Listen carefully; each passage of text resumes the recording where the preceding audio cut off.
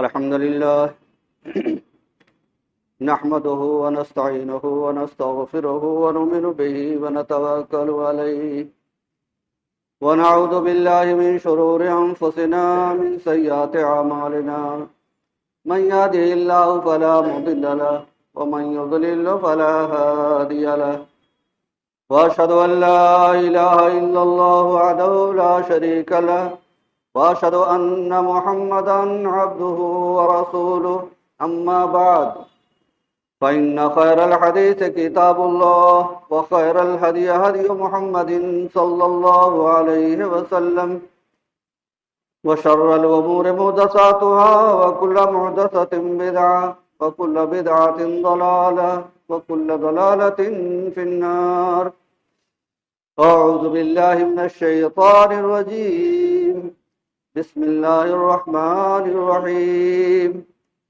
قاف والقرآن المجيد بل عجبوا أن جاءهم منذر منهم فقال الكافرون هذا شيء عجيب أإذا متنا وكنا ترابا ذلك رجع بعيد قد علمنا ما تنقص الأرض منهم عندنا كتاب حفيظ بل كذبوا بالحق لما جاءهم فهم في أمر مريج أفلم ينظروا إلى السماء فوقهم كيف بنيناها وزيناها وما لها من فروج والأرض مددناها وألقينا فيها رواسي وأنبتنا فيها من كل زوج بهيج تبصرة وذكرى لكل عبد منيب ونزلنا من السماء ماء مباركا فأنبتنا به جنات وحب الحصيد والنخل باسقات لها طلع نضيد رزقا للعباد وحيينا به بلدة ميتا كذلك الخروج كذبت قبلهم قوم نوح وأصحاب الرس وثمود وعاد وفرعون وإخوان لوط وأصحاب الأيكة وقوم تبع كل كذب الرسل فحق وعيد أفعينا بالخلق الأول بل هم في لبس من خلق جديد. وقال جل شانه يا أيها الذين آمنوا أطيعوا الله وأطيعوا الرسول وأولي الأمر منكم فإن تنازعتم في شيء فردوه إلى الله والرسول إن كنتم تؤمنون بالله واليوم الآخر ذلك خير وأحسن تأويلا.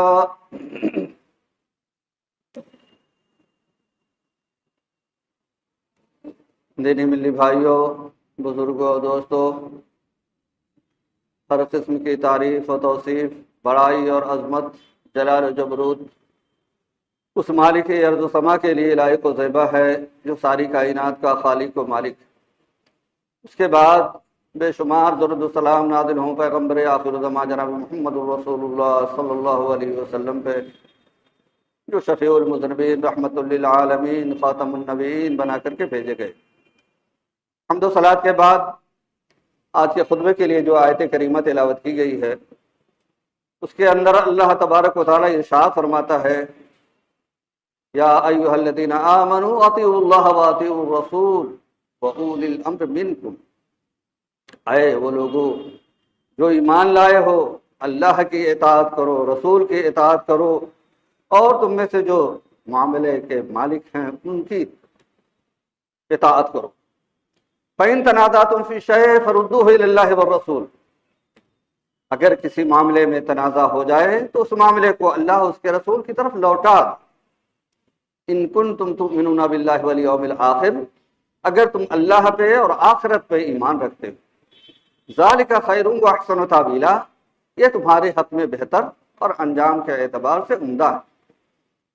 یہ ہے سیدھا سادہ اس آیت کریمہ کا ترجمہ.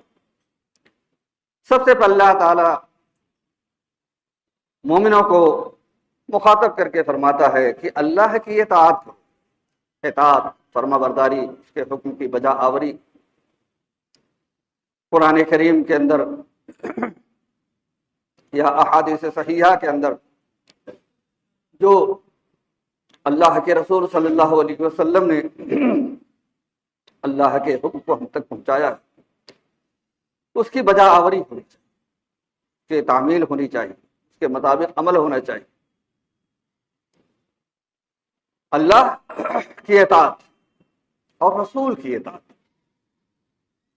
جگہ جگہ قرآن عزیز کے اندر اطیعوا اللہ واطیعوا الرسول لعلکم ترحمون، تم اللہ کی اطاعت کرو، رسول کی اطاعت کرو تاکہ تمہارے اوپر رحم کیا جائے۔ من یطیع الرسول فقد اطاع اللہ،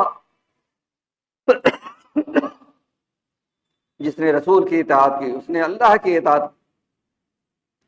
تو اللہ اس کے رسول کی اطاعت قرآن عزیز کے اندر بے شمار آیتوں کے اندر اللہ تعالی نے حکم دیا ہے۔ کیوں نہ ہو، اللہ تبارک و تعالیٰ نے طرح طرح کی نعمتوں سے ہمیں نوازا ہے، اس کی نعمتوں کو اگر ہم شمار کرنا چاہیں تو شمار نہیں کر سکتے۔ وَإِن تَعُدُّوا نِعْمَتَ اللَّهِ لَا تُحْصُوهَا، اللہ کی نعمتوں کو تم شمار کرنا چاہو تو شمار نہیں کر سکتے، جائے کہ اس کی نعمتوں کا شکریہ ادا۔ تو اللہ تعالیٰ کی بے پایاں احسان ہمارے اوپر ہیں، اس کے احسانات، اس کے کرم، اس کے فضل کی کوئی حد نہیں۔ اس لیے اللہ کے حکم کی بجا آوری ایک مسلمان کے لیے ضروری ہے۔ رسول کی اطاعت یہ بھی بلا کسی قید و بند کے، اللہ نے حکم دیا، رسول نے ہم تک پہنچا دیا، اس لیے کہ اللہ کا حکم ہے ما آتاکم الرسول فخذوہ وما نہاکم عنہ فانتہوا، جو رسول تمہیں دیں اسے لے لو اور جسے تمہیں روک دیں رک جاؤ۔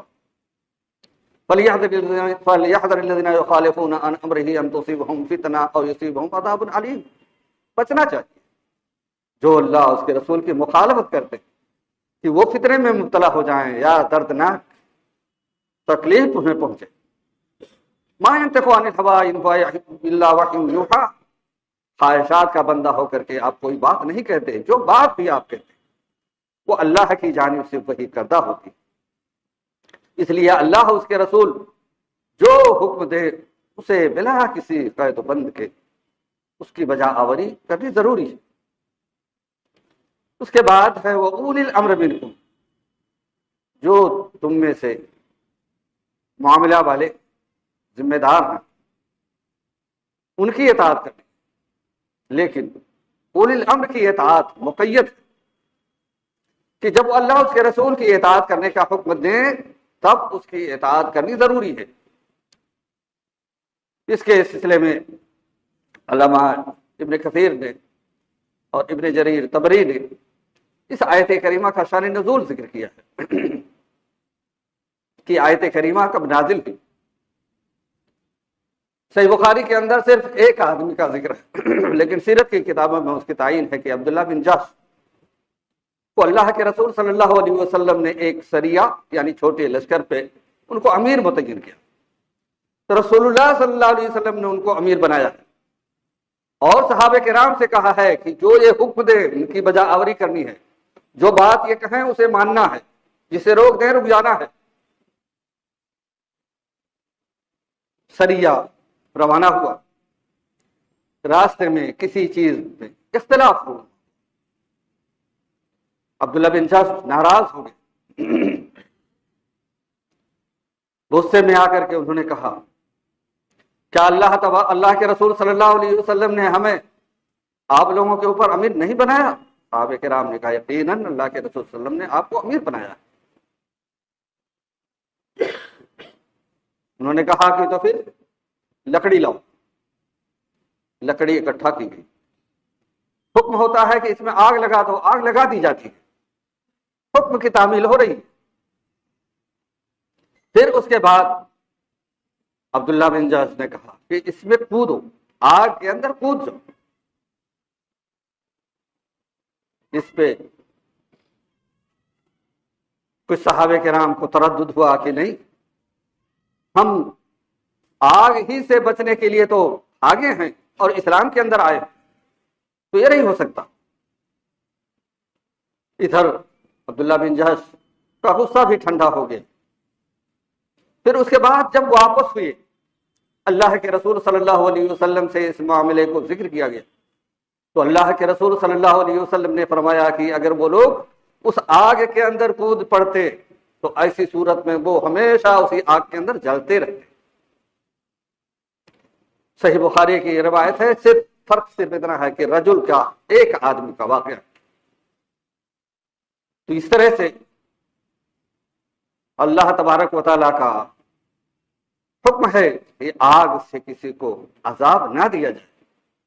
انہوں نے آگ سے عذاب دینے کا حکم دیا تھا، سزا کے طور پہ کہا تھا اس میں کودو، تو وہ لوگ اگر کود پڑتے تو آگ کے اندر جلتے۔ اس سے معلوم یہ ہوا کہ اولی الامر کی اطاعت مقید ہے کہ جب وہ اللہ اس کے رسول کے حکم کے مطابق حکم دے، اللہ اس کے رسول کی اطاعت کرنے کا حکم دے، تو ایسی صورت میں ان کی اطاعت فرما برداری کی جائے، اور اگر معصیت کا حکم دے تو ان کی اطاعت نہیں کی جائے گی۔ لا طاعۃ لمخلوق فی معصیۃ الخالق۔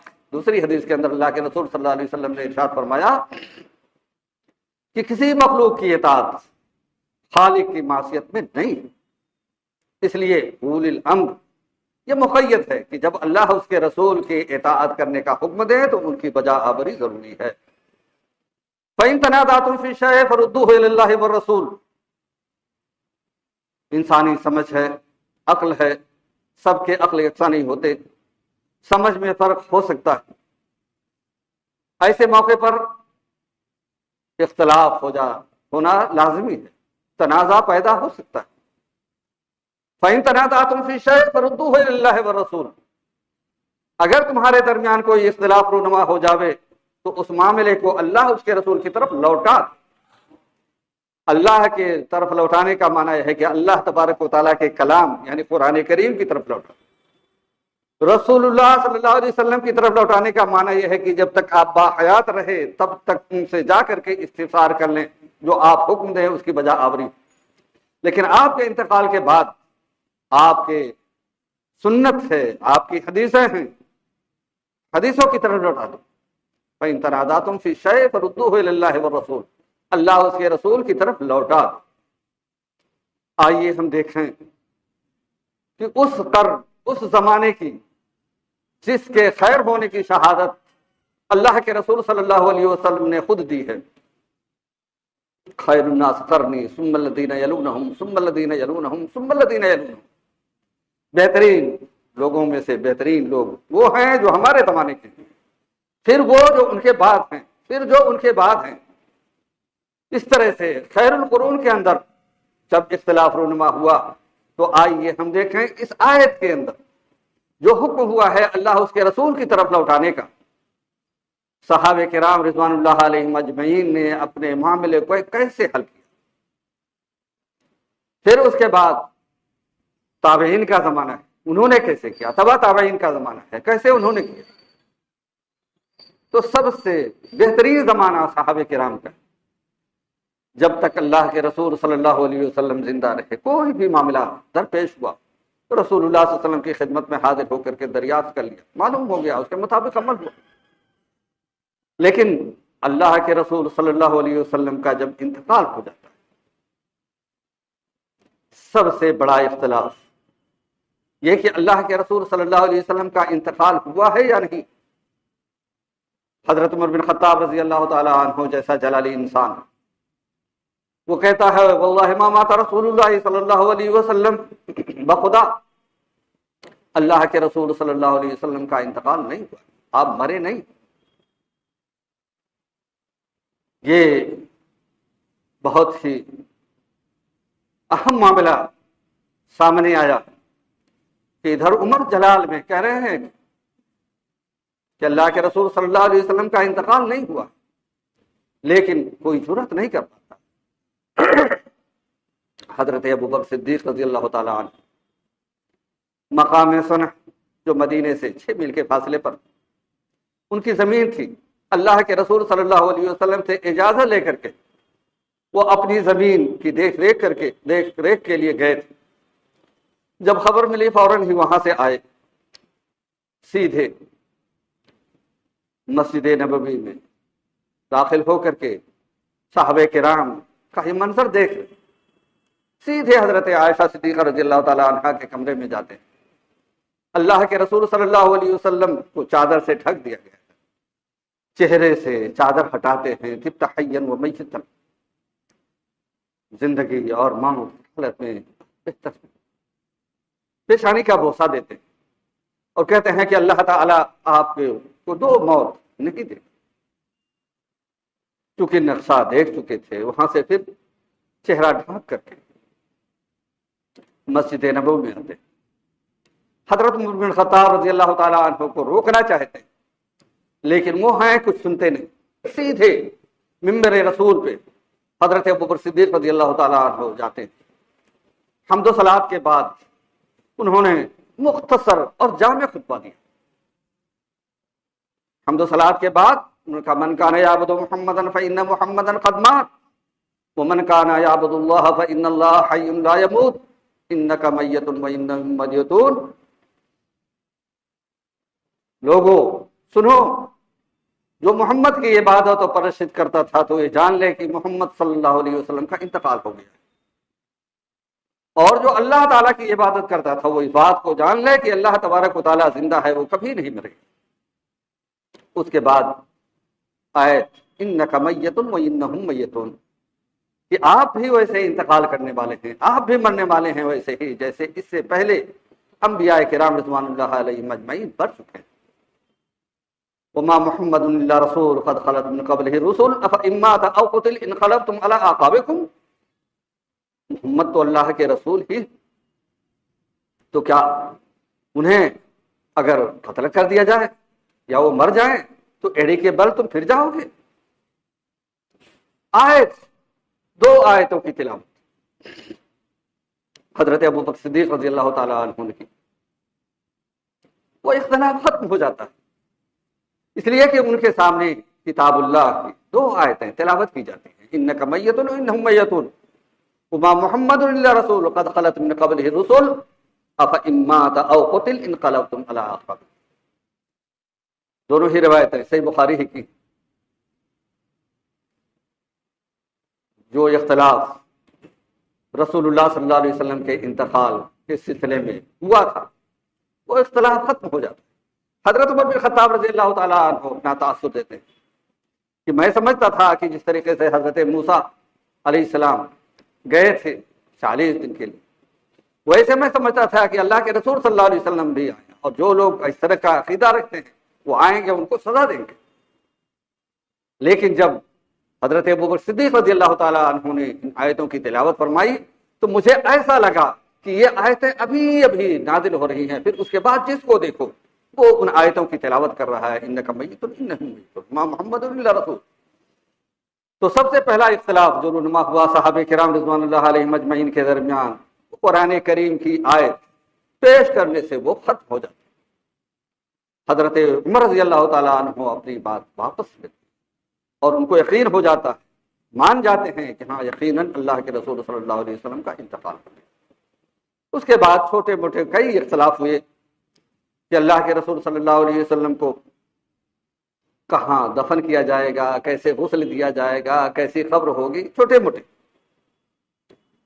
سب سے بڑا اختلاف جو رونما ہوا پھر وہ امیر المومنین کون ہوگا، خلیفۃ المسلمین کون ہوگا. رسول اللہ صلی اللہ علیہ وسلم کے انتقال کے بعد عمارت کے باغ ڈور کس کے ہاتھ میں جائے گی، کون ہوگا جس کے حکم کی تعمیل کی جائے گی.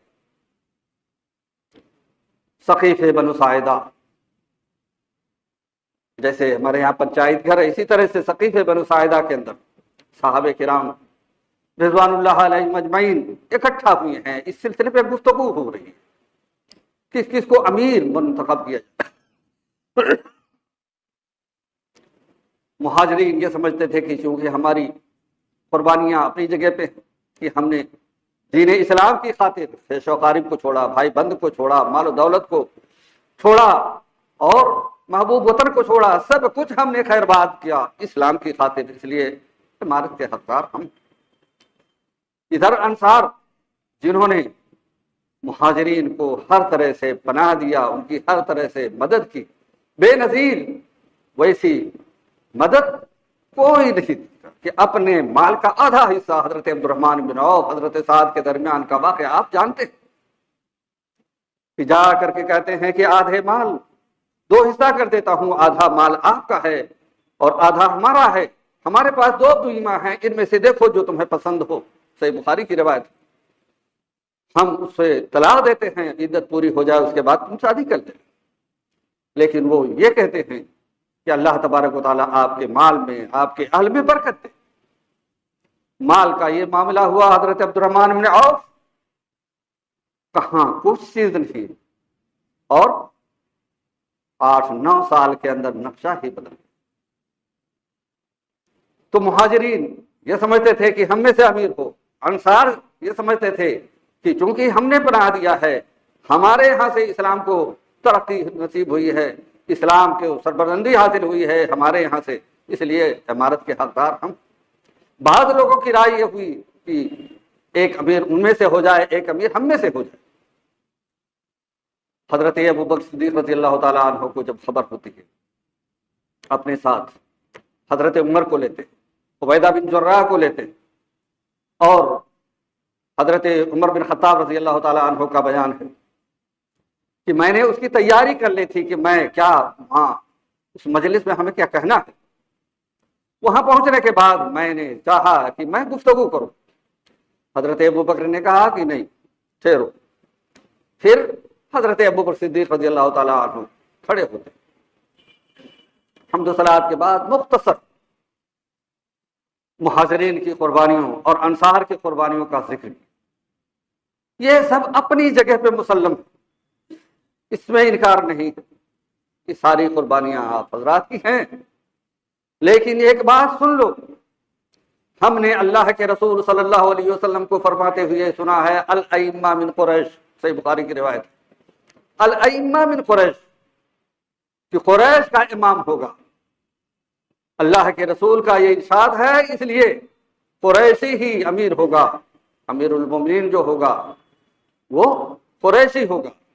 یہ عمر بن خطاب ہیں، یہ عبیدہ بن جراح ہیں، اگر تم چاہو تو ان کے ہاتھ پہ بیعت کرو، چاہو تو ان کے ہاتھ پہ بیعت کرو۔ اتنا سننا تھا، حضرت عمر بن خطاب رضی اللہ تعالیٰ عنہ اٹھ کر کے ان کے ہاتھ کو تھام لیتے ہیں، کیا آپ یار غار ہیں، آپ کی قربانیاں بہت زیادہ ہیں، ایک رات کی عبادت ساری عبادتوں میں بھاری ہے، اس لیے امارت کے حقدار آپ ہیں۔ اور اس کے بعد بیعت ہو جاتی ہے حضرت ابو بکر صدیق رضی اللہ تعالیٰ عنہ کے ہاتھ پر، حضرت عمر بن خطاب نے پہل کیا، پھر عبیدہ بن جراح اور دوسرے صحابہ کرام مہاجرین اور انصار سب نے حضرت ابو بکر صدیق رضی اللہ تعالیٰ عنہ کے ہاتھ میں بیعت۔ ان کے سامنے حدیث الائمہ من قریش سنا دی، بس سننا تھا کہ وہ سب ختم، کہ ہم میں سے ہوگا، ان میں سے ہوگا، سب ختم۔ اس طرح سے صحابہ کرام رضوان اللہ علیہم اجمعین نے اپنے معاملات کو حل کیا کہ جب فَإِن تَنَازَعْتُمْ فِي شَيْءٍ فَرُدُّوهُ إِلَى اللَّهِ وَالرَّسُولِ، یہ اللہ کا حکم ہے، یہ جب تمہارے درمیان اختلاف ہو تو اللہ اس کے رسول کی طرف لوٹا دو۔ تو اس طرح سے صحابہ کرام رضوان اللہ علیہم اجمعین نے اپنے معاملات کو حل کیا۔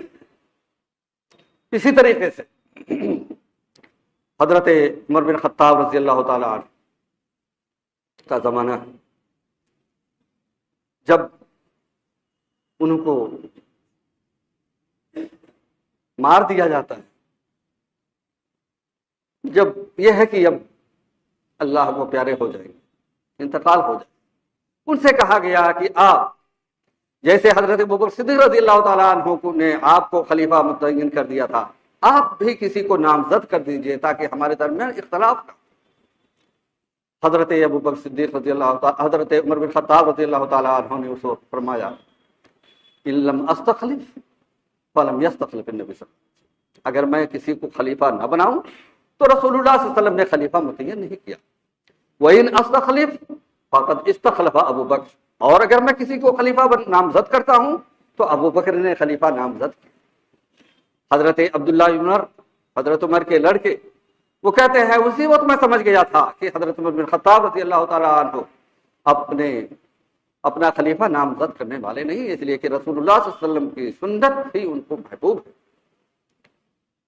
اس طرح سے حضرت عمر بن خطاب رضی اللہ تعالیٰ عنہ نے سنت کو مقدم رکھا. حضرت عثمان غنی رضی اللہ تعالیٰ عنہ کا زمانہ ہے. ولید بن عقبہ جو حضرت عثمان غنی رضی اللہ تعالیٰ عنہ کے رشتہ دار بھی تھے، نبیذ کوفے کے اندر بھی، جس میں نشہ آ گیا، نشے سے چور ہوئے، قے کیے. حضرت عثمان غنی رضی اللہ تعالیٰ عنہ نے معاملے کی تحقیق کی. تحقیق کے بعد ثابت ہوا کہ وہ نشہ آور نبیذ تھی، اس لیے حکم دیا حضرت علی رضی اللہ تعالیٰ عنہ کو کہ ان کے اوپر حد قائم کرو. حضرت عبداللہ بن جعفر رضی اللہ تعالیٰ عنہ کو حکم ہوتا ہے کہ کوڑے مارو. حضرت علی رضی اللہ تعالیٰ عنہ کو متعین کیا جاتا ہے کہ وہ گنے کہ کتنے کوڑے ہوئے. حضرت جعفر مار رہے ہیں، 40 کوڑے ہوئے. حضرت علی رضی اللہ تعالیٰ عنہ عبداللہ بن جعفر سے کہتے ہیں حسبک، بس اتنا کافی. پھر اس کے بعد انہوں نے فرمایا کہ اللہ کے رسول صلی اللہ علیہ وسلم نے 40 کوڑے مارے، حضرت ابوبکر نے 40 کوڑے مارے، اور حضرت عمر رضی اللہ تعالیٰ عنہ نے 80 کوڑے مارے. وہ کلن سننا، اور ان میں سے ہر ایک سنت ہے. وہذا اعجب الامرین الیہ، یہ چیز ہمارے نزدیک زیادہ محبوب، جو اللہ کے رسول صلی اللہ علیہ وسلم کے زمانے میں رہا، جو حضرت ابوبکر کے زمانے میں رہا، وہ ہمارے نزدیک زیادہ پسندیدہ ہے. اس پہ حضرت عثمان غنی رضی اللہ تعالیٰ عنہ نے اعتراض کہ ہمارے حکم کے خلاف کیوں؟ اس لیے کہ ان کے پاس جب سنت ہے، حدیث ہے، تو اس کی کوئی پرواہ نہیں. حضرت علی رضی اللہ تعالیٰ عنہ کے دور خلافت میں مرتد جو ہوئے تھے ان کو لایا گیا. حضرت علی رضی اللہ تعالیٰ عنہ نے کہا کہ ان کو جلا دیا جائے. حضرت عبداللہ بن عباس رضی اللہ تعالیٰ عنہ نے سنا کہ اگر میں وہاں ہوتا تو ہرگز ایسا ہونے نہیں دیتا. جب حضرت علی رضی اللہ تعالیٰ عنہ کو خبر ہوتی ہے، وہ بلاتے اور ان سے پوچھتے ہیں. تو حضرت عبداللہ بن عباس نے کہا کہ اللہ کے رسول صلی اللہ علیہ وسلم نے فرمایا ہے من بدل دینہ فاقتلوہ. یہ جامع ترمذی کی روایت ہے کہ جو آدمی اپنے دین سے برگشتہ ہو جائے، جو دین کو بدل دے، دوسرا دین اختیار کر لے، اس کا بدلہ یہ ہے کہ اس کو قتل کر دیا جائے. حضرت علی رضی اللہ تعالیٰ عنہ نے اپنے فیصلے سے رجوع کیا. انا کا سوال نہیں بنایا کہ ہم نے جو فیصلہ دے دیا، بلکہ جب اللہ کے رسول صلی اللہ علیہ وسلم کی حدیث ان کے سامنے آ گئی، اور سر تسلیم خم ہے. اللہ کے رسول صلی اللہ علیہ وسلم کا حکم سر آنکھوں پہ. یہ خلفائے راشدین جو صحابہ کرام رضوان اللہ علیہم اجمعین میں سب سے افضل، یہ نہیں ہے کہ یہی صرف ہیں. حضرت عبداللہ بن عمر رضی اللہ تعالیٰ عنہ صحابی رسول ہیں. شام سے کچھ لوگ حج کرنے کے لیے آئے، مدینہ منورہ میں پہنچے. عبداللہ بن عمر سے پوچھا کہ حج تمتع کے بارے میں آپ کا کیا خیال ہے؟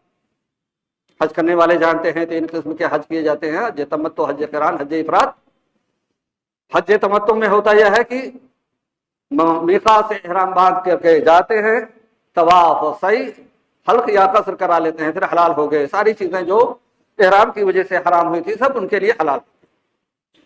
پھر اسی سال 8ویں تاریخ کو حج کا احرام باندھتے ہیں، پھر مناسک حج ادا کرتے ہیں. یہ حج تمتع کہلاتا ہے. تو عبداللہ بن عمر رضی اللہ تعالیٰ عنہ سے پوچھا شامیوں نے کہ آپ کا کیا حکم ہے حج تمتع کے سلسلے میں؟ انہوں نے کہا کہ اللہ کے رسول صلی اللہ علیہ وسلم نے حج تمتع کرنے کا حکم دیا ہے. پھر شامیوں نے کہا آپ کے ابو جان یعنی عمر تو حج تمتع سے روکتے تھے.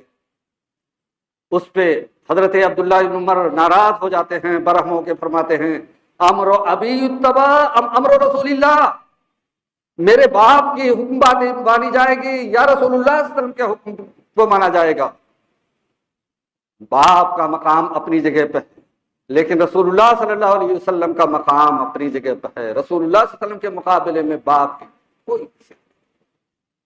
اس طرح سے اگر آپ دیکھیں گے صحابہ کرام رضوان اللہ علیہ مجمعین میں سے بہت سے لوگوں نے جب اللہ کے رسول صلی اللہ علیہ وسلم کے انتقال کے بعد میراث کا مطالبہ کیا تھا، کئی لوگوں نے، لیکن حضرت ابو بکر نے صرف اتنا کہہ دیا تھا، ان معاشر الانبیاء لا نورث ما ترکناہ صدقہ، ہم انبیاء کی جماعت وارث نہیں بناتے، جو کچھ ہم چھوڑ جائیں وہ صدقہ۔ سارا اختلاف ختم، حدیث رسول ان کے سامنے آ گئی، بس۔ تو یہی ایک مومن کی شان ہے۔ خیر القرون میں صحابہ کرام کے زمانے میں، تابعین کے زمانے میں بھی اگر آپ دیکھیں گے، ائمہ کرام کے اقوال دیکھیں گے، ہر ایک نے یہی کہا ہے کہ اللہ کے رسول صلی اللہ علیہ وسلم کی سنت اگر صحیح طور سے ثابت ہو جائے وہی ہمارا مذہب ہے۔ اذا صح الحدیث فهو مذہبی، حدیث اگر صحیح طور سے ثابت ہو جائے تو وہی ہمارا مذہب ہے۔ اس لیے ایک مومن کی شان یہ ہے کہ اللہ کے رسول صلی اللہ علیہ وسلم کی کوئی بات، کوئی حدیث کے سامنے آ جاوے تو پھر انا کا سوال نہ بنائے۔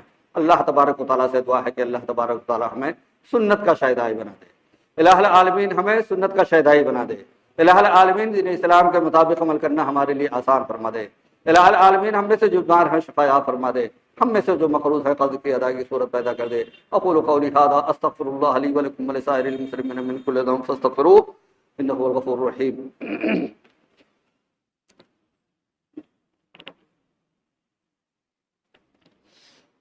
الحمد للہ نحمده ونستعینه ونستغفره ونؤمن به ونتوکل علیہ ونعوذ باللہ من شرور انفسنا من سیئات اعمالنا من يهده الله فلا مضل له ومن يضلل فلا هادي له واشهد ان لا اله الا الله وحده لا شريك له واشهد ان محمدا عبده ورسوله اما بعد فان خير الحديث كتاب الله وخير الهدي هدي محمد صلى الله عليه وسلم وشر الامور محدثاتها وكل محدثة بدعة وكل بدعة ضلالة وكل ضلالة في النار۔ أعوذ بالله السميع العليم من الشيطان الرجيم، بسم الله الرحمن الرحيم۔ إن الله وملائكته يصلون على النبي يا أيها الذين آمنوا صلوا عليه وسلموا تسليما۔ اللهم صل على محمد وعلى آل محمد كما صليت على إبراهيم وعلى آل إبراهيم إنك حميد مجيد۔ اللهم بارك على محمد وعلى آل محمد كما باركت على إبراهيم وعلى آل إبراهيم إنك حميد مجيد۔ اللہ ربنا آتنا فی الدنیا حسنة وفی الآخرة حسنة وقنا عذاب النار۔ عباد اللہ رحمکم اللہ، ان اللہ یأمر بالعدل والإحسان وإیتاء ذی القربى وینہی عن الفحشاء والمنکر والبغی یعظکم لعلکم تذکرون۔ اذکروا اللہ یذکرکم وادعوہ یستجب لکم ولذکر اللہ تعالی اعلی وجل واتم وأكبر۔